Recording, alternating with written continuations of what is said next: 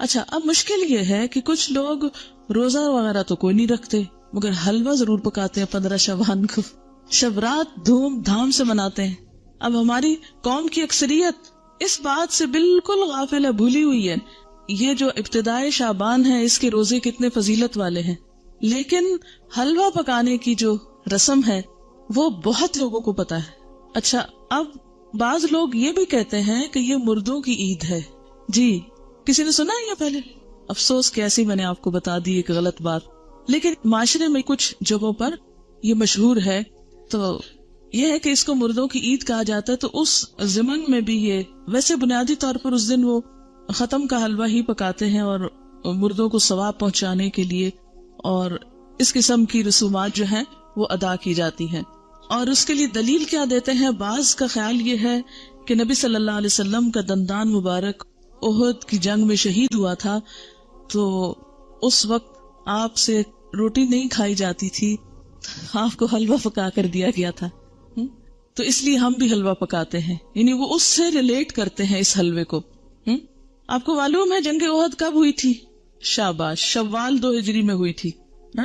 اب شعبان تو تھا ہی نہیں، یعنی جنگ احد 15 شعبان کو تو ہوئی نہیں، ٹھیک ہے نا؟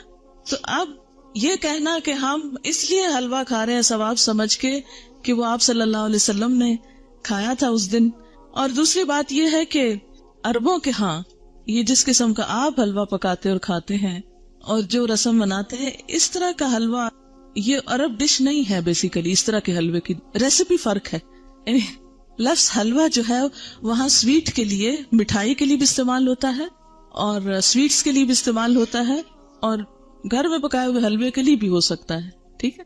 لیکن یہ جو ہم عام طور پر سوجی کا حلوہ پکاتے ہیں اور ایک خاص طرح سے رنگ وغیرہ بھی ڈال لیتے ہیں بعض اوقات اس میں، تو یہ ہمارے اپنے ذائقے ہیں اور اپنے کھانے پینے کے سلسلے، اور پوری اس کا تو آپ سوچیں بھی نہ۔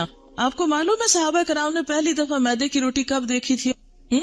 نبی صلی اللہ علیہ وسلم کے زمانے میں کبھی میدے کی روٹی پکی ہی نہیں تھی، پکائی ہی نہیں گئی تھی، اور آپ خود کیا تناول فرماتے تھے؟ جو کی روٹی، ان چنے آٹے کی روٹی۔ آپ کس شوق میں پوریاں پکاتے ہیں پھر؟ یہ کون سی سنت ہے؟ ویسے ٹھیک ہے اپنے رواج کے لیے آپ پکائیں، مگر ایسی چیزوں کو اوائڈ ہی کریں تو بہتر ہے۔ تو اس لیے یہ کہنا کہ اس دن حلوہ پوری پکانا اس کی کوئی دلیل ہے یا اس کے پیچھے کوئی سنت ہے یا ثواب ہے، تو نہیں، یہ پھر ایک طرح سے بدعت ہو جاتی ہے۔ اچھا، بعض لوگوں کا خیال یہ ہے کہ اگر کوئی شب رات سے پہلے فوت ہو جائے اور اس کے نام پر حلوہ پوری نہ پکائی جائے تو وہ شخص اس وقت تک مردوں میں ہی نہیں شامل ہوتا، پتہ نہیں کہاں رہتا ہے وہ پھر۔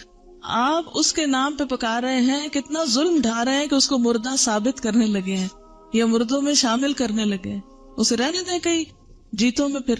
جی ہاں، قبروں کی لپائی ہوتی ہے باقاعدہ، یہ پچھلے سال میں ملتان میں تھی اور میں نے خود دیکھی اور کچھ تصویر وغیرہ بھی دور سے اتاری کہ جو لوگ، یعنی مجھے یاد ہی نہیں تھا کہ آج 15 شعبان ہے، تو صبح کے وقت ہم گھر سے نکلے، اتنے لوگ قبرستان میں، اتنے لوگ، میں نے کہا خیر ہو، اتنے لوگ نعوذ باللہ کوئی اندر دفن ہو رہے ہیں، یہ کیا ہو رہا ہے؟ یہ سچ مجھے پہلے نہیں سمجھ آئی کہ اتنا کیوں اس میں رش ہے نا۔ پھر تھوڑا سا ہم آگے گلی، وہ ہمارے ایک رشتے دار ہیں، ان کا گھر اس طرح ہے کہ جب ان کے گھر سے نکلتے تو گلی کے دائیں بائیں قبرستان ہے، پھر باہر مین سڑک پر آ جاتے ہیں تو پھر وہاں سے بھی نظر آتا ہے۔ جب ہم گلی سے نکل کے مین سڑک پہ پہنچے تو وہاں ایک سبیل لگی ہوئی تھی، تو اس سے پتا چلا کہ یہ عید کی طرح کا کوئی موقع ہے، اور پھر لوگ باقاعدہ لپائی کر رہے تھے، بچے بھی اور بڑے بھی قبریں لیپ رہے تھے، اور پھر کو پھول ڈال رہے تھے، اور کوئی رات کو وہ چراغاں کر رہے تھے۔ اب میں یہ سوچ رہی تھی کہ اگر ساری قوم سال میں ایک دن قبرستان کی صفائی کرنے لگتی ہے یا قبرستان میں جا کے لپائی اور اس پہ لگ جائے، تو آپ دیکھیں کہ باقی کام کتنے رہ جائیں نا۔ اور پھر ہوتا کیا ہے، جب تک وارث جیتے ہیں کوئی لپائی آ کے کر دیتا ہے، جب وہ بھی چلے جاتے ہیں تو ختم ہو جاتا ہے سلسلہ۔ اب قبروں کو پکا کرنا یا ان کی بار بار لپائی کرنا، یہ بھی کوئی سنت نہیں ہے۔ قبروں کو اونچا کرنا اور ان کو بہت نمایاں کرنا اور ان کی بہت اس طرح کی کیئر کرنا جو ہے، اس کا ہمارے دین میں تصور نہیں ہے۔ مردوں کا احترام لازم ہے، اس کے لیے اچھی گہری قبر کھودنے کے لیے کہا گیا، کھود کے پھر اس کے سائڈ پر زمین کھود کے بغلی قبر کا بھی حکم آتا ہے۔ وہ زیادہ بہتر ہے بنسبت اس کے کہ آپ تھوڑی سی قبر کھود کے اور پھر اوپر سے سنگ مرمر لگائیں یا کوئی اور، یہ چیزیں پھر ایکسٹرا ہیں. اس سے وقت بھی سرمایہ بھی ضائع ہوتا ہے. مردوں کو جو چیز فائدہ دیتی ہے وہ حلوہ پوری نہیں ہے، وہ آپ کی دعا ہے، جس کے لیے آپ 15 شعبان کا انتظار نہ کریں. کب کریں وہ دعا؟ ہر روز کریں. ہر روز نماز پڑھیں اور کہا کریں ربنا اغفر لی ولوالدی وللمؤمنین. اس میں سارے قبروں والے آ جاتے ہیں. وللمؤمنین یوم یقوم الحساب. صرف قبروں کے اندر والے نہیں آتے، باہر والے بھی آتے ہیں. المؤمنین، اتنی تو گرامر پڑھ لی ہے نا. ال لگ جائے اور پھر جمع کا بھی ہو ساتھ، سارے مومن آ جاتے ہیں، زندہ ہو کے من الاحیاء والاموات سب آ جاتے ہیں. تو بنیادی طور پر اس رات میں نہ تو کوئی حلوہ پکانے کا حکم ملتا ہے اور نہ ہی دن کو قبروں کی لپائی کا حکم ملتا ہے، اور نہ ہی اس قسم کی کوئی خاص اس دن کی کوئی عید ہے. اور پھر اسی طرح یہ ہے کہ بعض لوگ اپنے گھروں کی خاص صفائی کرتے ہیں اس دن. ہو سکتا ہے آپ لوگ نہ کرتے ہوں، لیکن یہ رواج بھی ہے. اور ایک مخصوص جگہ پہ حلوہ چپاتی رکھتے ہیں، یہ لپائی وغیرہ کر کے، تو ایک خاص کارنر جیسے ہوتا ہے. اور بعض لوگ اس کے ساتھ موسمی پھل اور مٹھائیاں وغیرہ بھی اس جگہ یعنی ایک سجاوٹ کرتے ہیں، بوفے کی طرح بنا لیتے ہیں اس کارنر کو. اور پھر ساتھ یہ بھی کہتے ہیں کہ لبان اگر بتی بھی تھوڑی سی ساتھ جلاتے ہیں کہ یہ مردوں کی فاتحہ ہو رہی ہے. آپ دیکھیں کہ مردے کو کیا کیا چیز فائدہ دیتی ہے. جب ایک شخص فوت ہو جاتا ہے تو کیا کیا چیز کرنی چاہیے؟ جی آپ فرمائیے. انسان قبر میں تنہا اترتا ہے، صرف ایک چیز ساتھ اترتی ہے اور وہ انسان کا اپنا عمل ہے. ٹھیک ہے، باقی 2 چیزیں واپس آ جاتی ہیں، اولاد اور مال. جیسے غلام وغیرہ ہو یا اور کوئی گاڑی جس پہ لے گئے اس کو، یا اس کے علاوہ بھی اگر کوئی چیز ہے تو یہ 2 چیزیں جو ہیں واپس آ جاتی ہیں، مال اور اولاد. باقی عمل ساتھ اترتا ہے. ایک چیز، صرف ایک چیز، اگر وہ تھوڑے بہت کمی بیشی ہے تو پیچھے والے اب اس کے حصے کے عمل تو نہیں کر سکتے، لیکن نمبر 1 دعا کر سکتے ہیں جو مردے کو فائدہ دے گی. اور اس کے لیے آپ اس دن سے دعا شروع کیجئے جس دن سے وہ فوت ہوا، اور ہر روز کیجئے، اور اس میں آپ دیر نہ کیجئے، کرتے رہیے. دوسری چیز، علم ينتفع به، ایسا علم جس سے لوگ فائدہ اٹھائیں، یعنی اس کے نام پر سے مراد ہے کہ اس کی طرف سے آپ کیا کریں، کسی بچے کو پڑھا دیں، کوئی اسکول بنوا دیں، کوئی کتابیں آپ لے کے لوگوں کو کوئی لائبریری میں رکھوا دیں، کوئی بھی علم کا کام، یا اس نے خود جو کچھ پڑھایا تھا اپنے اسٹوڈینٹس کو، یا کتابیں لکھی، یا کوئی اور اسی طرح کی چیز تیار کی. اور تیسری چیز جو اس کو فائدہ دیتی ہے وہ کیا ہے؟ صدقہ جاریہ. آپ اس کے لیے قربانی کریں، آپ اس کے لیے پیسے غریبوں کو دیں، مسکینوں کو کھانا کھلائیں، اس کی طرف سے صدقہ کر سکتے ہیں. ٹھیک ہے، لیکن خاص دن حلوہ پوری پکا کے، روشنی اگربتی جلا کے اور ایک خاص سٹائل میں یہ سب کرنا جو ہے، یہ نبی صلی اللہ علیہ وسلم کی ایسی کوئی سنت نہیں ہے، اور نہ ہی ایسا دین کو مشکل بنایا گیا ہے جو ہر شخص کے بس کی بات نہ ہو. یعنی ہمارا دین ایسا نہیں کہ کچھ لوگ تو اس پر عمل کر سکے اور کچھ اس پہ عمل کے قابل ہی نہ ہو. اب ہر شخص تو حلوہ پوری پکا نہیں سکتا. مثلاً میں حلوہ تو شاید پکا لوں اگر پوری نہ پکا سکوں. آپ میں سے میرے خیال اکثریت روٹی بھی نہیں پکانا جانتی ہوگی. جب سے میں ہاسٹل میں رہ رہی ہوں تو میں نے اکثر لڑکیوں کی روٹی بنانی ٹیسٹ کی ہے، اور صحیح روٹی نہیں بنانی آتی، جو ہم میں سے ہر کوئی ہر روز کھاتا ہے. ہمارا اسٹیپل فوڈ ہے. کچی روٹی پکاتے ہیں، جلی بھی پکاتے ہیں، صحیح روٹی نہیں پکانی آتی. تو اب آپ دیکھیں کہ اگر روٹی نہیں بنانی آتی تو پوری کس کو بنانی آتی ہوگی. ٹھیک ہے نا. پھر اس کے بعد یہ ہے کہ ہر ایک کے پاس اتنے پیسے کہاں ہوتے ہیں کہ وہ حلوے کے لیے سب کچھ مہیا کر سکے. اور پھر آپ دیکھیے کہ حلوہ بھی پکانے کا صحیح طریقہ آنا چاہیے. کئی لوگ میں نے دیکھے ہیں کہ وہ کچا پکا سوجی کو کر کے اس میں یلو کلر ڈال کے، پانی ڈال کے اور کچی چینی ڈال کے حلوہ پکا کے رکھ دیتے ہیں جس سے پیٹ میں درد ہو جائے. حلوہ اس وقت اچھا پکتا ہے جب آپ کو سوجی بھوننی آتی ہو صحیح، اور وہ پیشنس مانگتا ہے، صبر. بہت ہلکی آنچ پہ کوئی کم از کم 1 گھنٹہ اگر آپ سوجی بنائیں پھر جا کر صحیح حلوہ بنتا ہے. سوجی بھوننے میں جلد بازی جو ہوتی ہے وہ کبھی بھی حلوے کو صحیح نہیں پکنے دیتی. ٹھیک، لیکن ہم ہر چیز میں انسٹنٹ فوڈ کے عادی ہو گئے، انسٹنٹ، جلدی، فوری، جس کے نتیجے میں ہم اب دوسروں کو بیمار تو نہ کریں ایسے حلوے کھلا کے. بعض اوقات دم بھی اس کا صحیح نہیں آنے دیتے، کچا ٹیسٹ آ رہا ہوتا ہے اس میں. آپ کو پتا ہے مکھڈی حلوہ جو ہوتا ہے وہ کیسے بنتا ہے؟ دیکھیں خواتین کا دل پسند ٹاپک ہے نا، تو کیا ہوا اگر ہم اس پہ ذرا سی بات کر لیں. کیسے بنتا ہے؟ کسی کو آتا ہے؟ ہاں بتائیے. ہاں کتنی دیر پکتا ہے؟ تھوڑا ہے. کوئی اور بتائے گا؟ اٹک کی طرف کا کون ہے آپ میں سے؟ کیونکہ اس طرف یہ مکھڈی حلوہ بنتا. ہاں بتائیں گے آپ کتنا ٹائم لگتا ہے مکھڈی حلوہ بننے میں؟ دیکھا، اب خالہ تک رہ گیا. دیکھا آپ نے سیکھا نہیں ہے. وہ ہوتا یہ ہے کہ سوجی کو پانی یا دودھ میں بھگوتے ہیں، پھر اس کو اتنا پکاتے ہیں کہ وہ دونوں پھر الگ ہوں. یعنی دودھ تو خیر الگ نہیں ہوتا، لیکن اس کا جو گھی ہے، گھی میں پکاتے نا، تو پھر وہ گھی اور وہ بالکل الگ الگ جب ہو جائے تو پھر اس کو چھوڑتے ہیں. اور تقریباً 6 گھنٹے تو اس میں لگ ہی جاتے ہیں اگر آپ صحیح پکانا چاہتے ہیں. ویسے تو 2 منٹ میں بھی آپ گھول کے گرم کر کے رکھتے ہیں. خیر یہ باتیں میں نے ضمناً ودن بریکٹس اس لیے کی ہیں کہ آپ سب بچیاں ہیں، خواتین ہیں، گھر والوں کی صحت کا انحصار آپ پر ہے. اگر آپ کو صحیح کھانا پکانا آتا ہوگا اور صبر بھی ساتھ آتا ہو تو پھر آپ کے گھر والے صحت مند ہوں گے، اور وہ صحت مند ہوں گے تو آپ کو دین کا کام کرنے کا وقت ملے گا. تو یہ جو صحیح کھانا پکانا آنا یہ بہت بڑی نعمت ہے، اور اس پر وقت لگائیں اور اس کو سیکھیں اپنے والدین اور خالہ وغیرہ سے، کیونکہ ایسا نہ ہو کہ یہ زبان تو ہماری جا ہی رہی ہے، ویسے آدھی اردو بولتے آدھی انگریزی بولتے. اب کھانوں میں بھی ہم نے کچھ چائنا سے منگا لیے ریسیپیز، کچھ ادھر ادھر سے. اب وہ کھانے کے سٹائل بھی بدلتے جا رہے ہیں. حالانکہ بیسٹ فوڈ جو ہے الحمدللہ ہمارے اس کانٹیننٹ کا ہے، کہ جو بہت اچھی طرح ویل کوکڈ اور ٹیسٹ کے حساب سے بھی اچھا ہوتا ہے. لیکن افسوس یہ کہ اب ہم آؤٹ ڈور ایٹنگ کے اتنے عادی ہو گئے ہیں کہ ہمیں گھر میں پکانا اچھا ہی نہیں لگتا نا. اور اکثر لڑکیوں کو یہ کہتے سنا گیا آئی ہیٹ کوکنگ. دین والی کوئی لڑکی یہ زبان سے بات نہ نکالے، ٹھیک ہے؟ کیوں نہ نکالے؟ وجہ آپ کو پتا ہے کہ کھانا کھلانا کون سے کاموں میں سے؟ جی ہاں، تو یہ صرف غریب کو کھانا کھلانا نہیں، اپنے گھر کے غریبوں کو کھلانا جو ہے وہ بھی ایک بہت بڑی نیکی کا کام ہے. تو ہیٹ کوکنگ کہنے کی بجائے، لیکن اعتدال اس میں بھی، یہ نہیں کہ پھر آپ کچن سے نہ نکلیں. اور اس میں کہ سادہ غذا ہو لیکن ویل کوکڈ، نیوٹریشس، جس سے آپ کی صحت، آپ کے بچوں کی صحت درست رہے. اگر وہ درست رہے گی انشاءاللہ آپ کے پاس وقت زیادہ ہوگا، پھر آپ دین کا کام زیادہ اچھی طرح کر سکیں گے. ٹھیک ہے نا؟ یہ بات میں اپنے تجربے سے آپ کو بتا رہی ہوں. جی آپ کچھ کہنا چاہ رہی؟ جی دعا کر سکتے ہیں. اللہ تعالیٰ کے لیے کیا مشکل ہے؟ وہاں تو ہے نا اس کے پاس، جدھر چاہے ڈال دے. یمحو اللہ ما یشاء ویثبت. کیا مطلب اس آیت کا؟ یمحو اللہ ما یشاء ویثبت، مٹا دیتا ہے جس چیز کو چاہتا ہے اور باقی رکھتا ہے جس کو چاہتا ہے. اس میں جو چاہے وہ تبدیلی کر سکتا ہے. وَعِندَهُ أُمُّ الْكِتَابِ، اور اس کے پاس ہے اصل کتاب. سب کی تقدیریں اس کے ہاتھ میں ہے. جس کو جو چاہے عطا کر دے، اور جس کے حصے سے جو چاہے کراس کر دے کہ نہیں یہ اس کو نہیں دینا.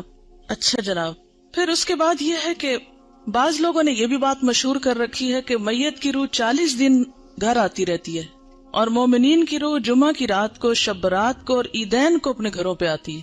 یہ بات مشہور ہے کہ اس دن روحیں آتی ہیں. ایک تو جمعرات کے دن آتی ہیں، اور ایک جو ہے عیدوں کو آتی ہے اور شبرات کو آتی ہیں. حالانکہ اس کے پیچھے کوئی دلیل نہیں ہے، یہ ہمارا اپنا خیال ہے. دیکھیں وہ کس لیے آئیں گے، کیا کرنے آئیں گے؟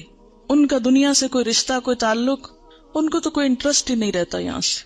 جو نیک لوگ ہوتے ہیں وہ کہتے ہیں شکر ہے ہماری جان چھوٹی اس مصیبتوں کے گھر سے، اس قید خانے سے. اور جو برے لوگ ہوتے ہیں وہ جتنا بھی چاہیں کہ آ کے واپس کوئی اچھا عمل کر سکے تو آ نہیں سکتے.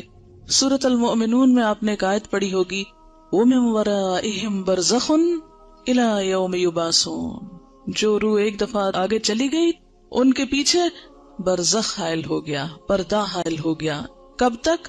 إِلَى يَوْمِ يُبْعَثُونَ، اس دن تک جبکہ یہ بالکل ایسے جیسے بچہ پیدا ہونے کے بعد واپس نہیں ماں کے پیٹ میں جا سکتا، ایسے ہی دنیا سے جانے کے بعد انسان دنیا میں نہیں آ سکتا. اتنا ہی محال ہے. جیسے بچے کی پیدائش میں ماں کو ایک تکلیف اٹھانی پڑتی ہے نا، تو مرتے وقت جب انسان کی روح نکلتی ہے تو خود اس کو یہی کرب سے گزرنا پڑتا ہے. تو روح بھی آپ دیکھیں کہ بہت سے وہ لوگوں کے مرتے وقت کے حالات سنے ہوں گے، پڑھے ہوں گے. ایک ڈاکٹر مودی شاید، اس نے جب 120 لوگوں کے موت کے واقعات لکھے ہوئے ہیں، تو وہ تجربہ یہ بتاتے ہیں کہ جیسے ایک گیٹ کھلتا ہے اور اس میں ہم جا رہے ہیں، ٹریول کر رہے ہیں، آگے کو جا رہے ہیں. تو بات یہ ہے کہ جو آگے چلا جاتا ہے وَمِن وَرَائِهِمْ بَرْزَخٌ، پیچھے آڑ آ جاتی ہے اور دروازہ بند کر دیا جاتا ہے. اب دنیا میں نہیں کوئی آتا، اور انہوں نے کرنے بھی کیا آنا ہے، اور کہیں سے ثابت بھی نہیں ہے قرآن سے کہ روحیں ہمارے گھروں میں واپس آ کے رہتی ہے. ٹھیک ہے نا. اور آپ ذرا سوچے تھوڑی دیر کے لیے کہ اگر آپ کو مرنے کے بعد آپ کے گھر میں بار بار آنے کی اجازت دی جائے تو آپ کا حال کیا ہوگا؟ بتائیے ذرا. آپ دیکھیں گے آپ کا سامان کسی کے پاس چلا گیا، آپ کی چیزیں کسی نے توڑ دی ہیں، آپ کی چیزیں کسی نے پھینک دی ہیں، خراب کر دی ہیں، تو آپ دیکھ دیکھ کے کیا کریں گے؟ ذرا سوچیں، اپنے آپ کے لیے سوچیں کہ آپ مرنے کے بعد پھر آئیں دنیا میں، اور عید کو بھی آتے ہیں، اور شبرات پہ بھی آتے ہیں، اور جمعرات کو بھی آتے ہیں، اور 40ویں پہ بھی آتے ہیں. تو پھر آ کے آپ کیا کرتے ہیں؟ کیا کریں گے آ کے؟ کتنی حسرتیں ہوں گی نا. تو کیا آپ سمجھتے کہ اللہ تعالیٰ بندوں کو اس طرح حسرتوں میں مبتلا کرتا ہے کہ واپس بھیج کے، یعنی سارے تو عید کے کپڑے پہن کے کھڑے ہوں اور ہم دور کھڑے دیکھتے رہے ہیں کہ یہ عید منا رہے ہیں اور ان کو ہم بھول گئے، ہمیں یاد ہی نہیں کرتے اب یہ. اور پھر ہمارا دل چاہے گا کہ ہم کسی کو گلے ملیں، یہ جو آپس میں ہم بھی ملیں تو مل نہیں سکیں گے. اب پھر کسی کو دیکھ کے دل چاہے گا کہ اس سے بات کریں، بات ہی نہیں کر سکیں گے. تو یہ بات عقل کو بھی نہیں لگتی کہ کوئی مرنے کے بعد پھر دنیا میں آئے، اور پھر آئے بھی خاص اوکیزنز پہ جب لوگ خوشیاں منا رہے ہو اور آپ مر کے آ کے ان کے سر پہ دیکھ رہے ہو حسرت سے. کس قدر افسوسناک بات ہے. تو اور پھر یہ تو چلو ویسے ہم سوچ رہے ہیں نا کہ اگر وہ if it is possible تو how does it look like، لیکن قرآن میں بھی کہیں نہیں لکھا ہوا اور حدیث میں بھی کہیں اس طرح نہیں پتا چلتا. ہاں یہ ہے کہ مردہ جب قبر میں ہوتا ہے نا تو اس کے حساب کے لیے اس کو واپس روح لوٹائی جاتی ہے، اس کو اٹھا کے بٹھایا جاتا ہے. اور وہ جو ایک کنیکشن ہے نا مردے کا قبر میں اور برزخ میں، وہ ایک خاص کنیکشن ہے. جیسے ہمارے پاس ایک ٹیلی فون ہے اور ایک کسی اور جگہ پر ہے تو وہ ایک خاص وائر کے ذریعے کنیکشن ہے. تو جسم اور روح کا ایک کمیونیکیشن کو ہو سکتا ہے آپس میں، لیکن وہ قبرستان کی حد تک ہو جائے تو ہو جائے، کیونکہ وہاں سزا جزا کا ایک کنسپٹ موجود ہے قبروں کے اندر. لیکن عام گھروں میں اور گھروں کے اندر آ کر، اور پھر یہ کہ کچھ روحیں بھٹکتی ہیں اور کچھ روحیں دوسروں کے اوپر مسلط ہو جاتی ہیں، اور یہ سب جنات ہوتے ہیں جن کو انسانی روحیں سمجھ کر وہ کیا جاتا ہے. اور بعض اوقات شیاطین دھوکہ دیتے ہیں انسانوں کو، کیونکہ بعض لوگ کہتے ہیں نا مجھے بالکل ابھی خوشبو آئی تھی اور مجھے ایسے لگا جیسے مجھے کسی نے آواز دی ہے، اور مجھے بالکل وہ تو میرے بھائی جیسا ہی تھا، کوئی مجھے ہیولا نظر آیا گھر میں، اور یہاں خانہ کعبہ میں نظر آیا فلاں، وہ تو فوت ہو چکا. یہ سب اگر آپ نے سائیکالوجی پڑھی بھی ہو تو اس میں آپ نے پڑھا ہوگا، التباس کے بارے میں پڑھا ہوگا، ہیلوسینیشن وغیرہ کے بارے میں. خیر وہ ایک اور ایکسٹریم پہ لے جاتے ہیں.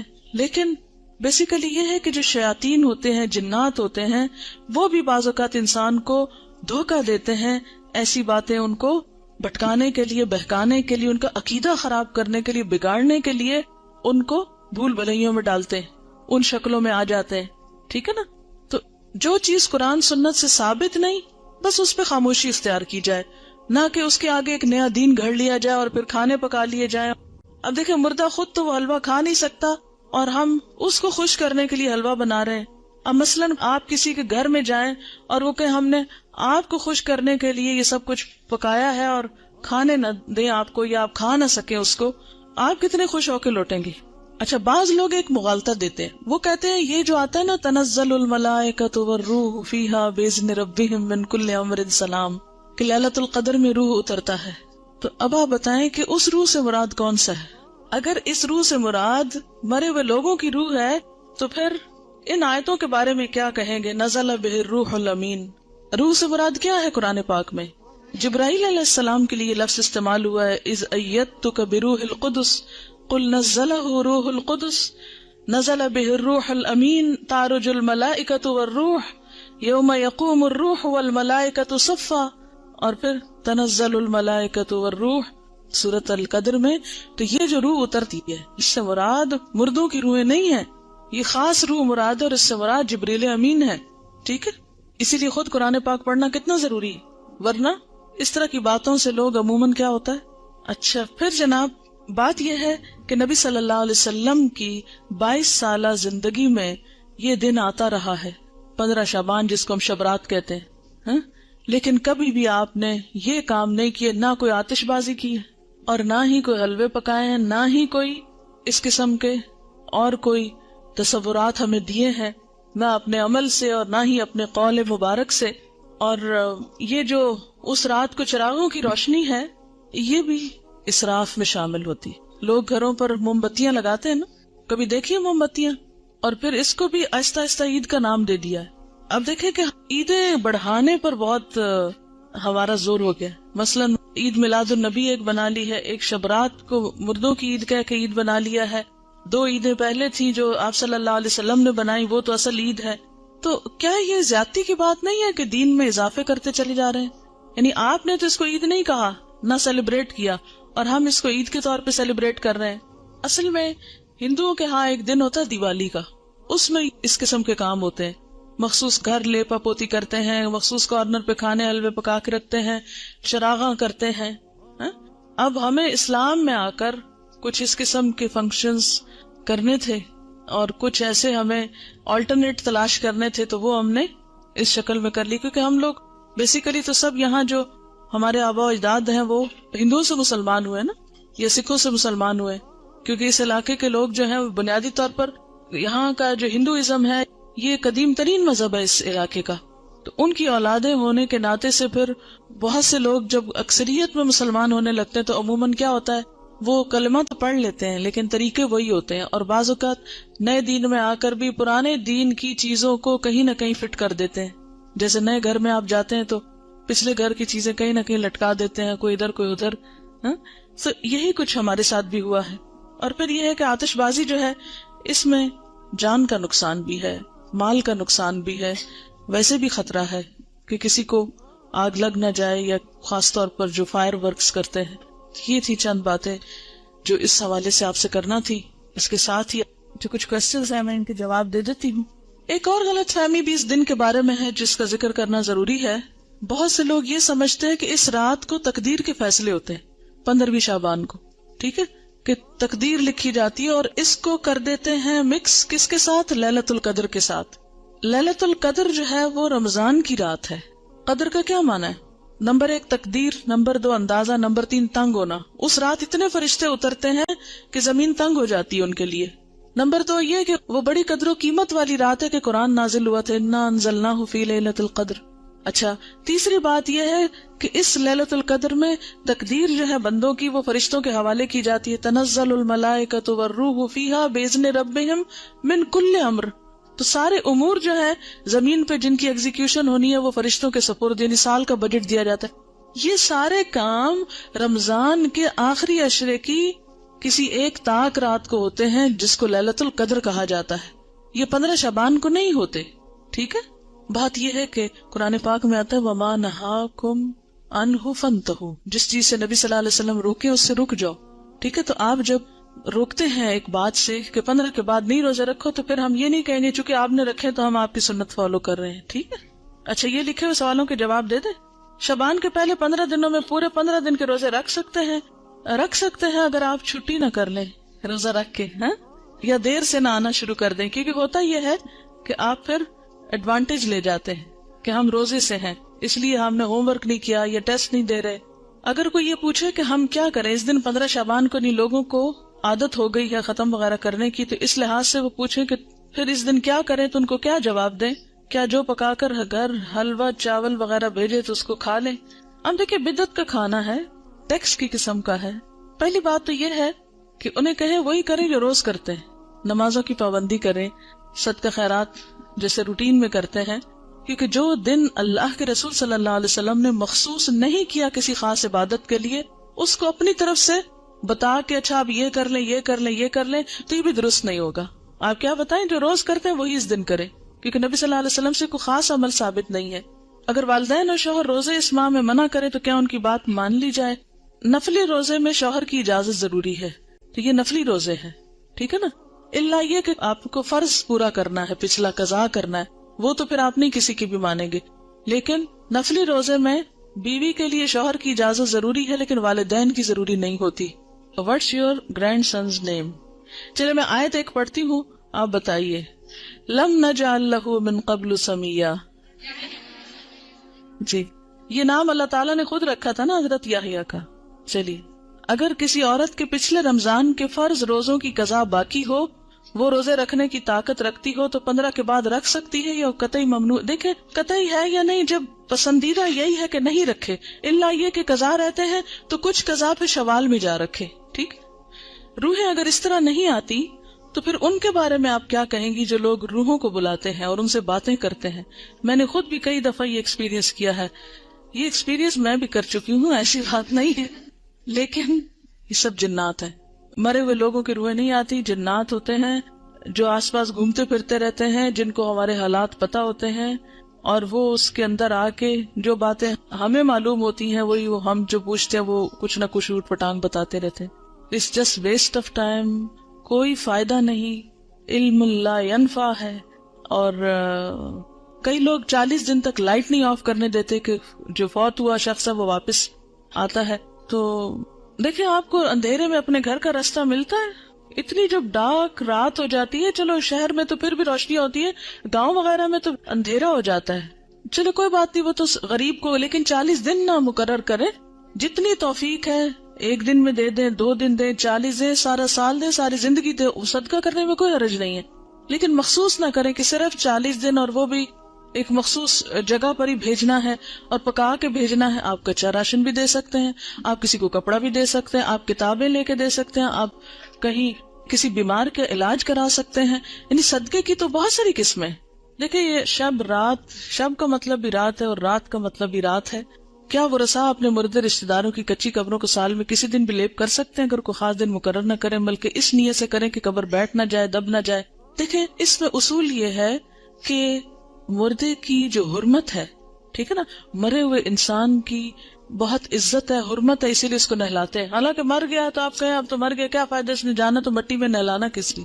لیکن کتنا احتیاط سے نہلاتے ہیں، صاف ستھرا کرتے ہیں، پوچھتے ہیں، کفن میں لپیٹتے ہیں، پھر زمین میں اس کو دفن کرتے ہیں. یہ سب کچھ کس لیے ہے کہ انسان جانوروں کا نشانہ نہ بنے. اگر ایسے ہی جا کے رکھائیں کہیں ہم مردے کو، دفن نہ کریں تو کیا ہوگا؟ جانور کھا جائیں گے نا اس کو، کوے ٹھونگے ماریں گے اس کی آنکھوں میں، اس کا دماغ پھاڑیں گے، کتنا اس کا. وَلَقَدْ كَرَّمْنَا بَنِي آدم، بنی آدم کو ہم نے عزت عطا کی ہے. انسان خواہ زندہ ہو یا مردہ اس کی عزت ہے، حرمت ہے. تو دفنانے کی حکمت کیا ہے؟ حرمت نہیں پامال ہو. مٹی سے بنا ہے، مٹی میں واپس چلا جائے، وہ اس کے لیے معزز ترین مقام ہے. ٹھیک ہے نا. اب اگر کہیں آپ دیکھتے ہیں کہ قبر اس طرح بارش میں بھیگ گئی کہ جسم ایکسپوز ہو گیا مردے کا، تو اس کو دوبارہ دبانا، اس کے اوپر مٹی ڈالنا، اس کی لپائی اگر کرنا چاہیں یا کچھ بھی، تو دیٹس اوکے. یعنی اس حد تک تو ٹھیک ہے. آپ کو معلوم ہے ایک سیلاب آیا تھا، اس میں مجھے بتایا گیا تھا ایک علاقہ ہے شاید پنڈ دادن خان یا کون سا، کہ اس میں اتنا زور کا سیلاب تھا کہ زندہ گائے بھینسیں تو جو ڈوبی سے ڈوبی، جو مردے تھے وہ قبروں سے نکل کے تیرنے لگے تھے. جی ایسا ہوا تھا. یہ لئی نالے کا جو تھا، جی آپ نے دیکھا یا سنا اس وقت جب یہ ایسا دیکھا بھی تھا. تو اب آپ دیکھیں ایسے اگر نظر آ جائے تو کیا حکم ہے کہ اس مردے کو یعنی دوبارہ دفنایا جائے، اس کی قبر درست کی جائے، اس کو جانوروں کے حوالے نہ کیا جائے. اسی لیے آپ دیکھیں کہ اگر مردہ بچہ بھی پیدا ہوتا ہے یا ادھورا بچہ بھی پیدا ہوتا ہے، ناقص بچہ بھی پیدا ہوتا ہے، تو اس کو بن میں یا کہیں کوڑے کے ڈھیر پہ نہیں پھینکتے.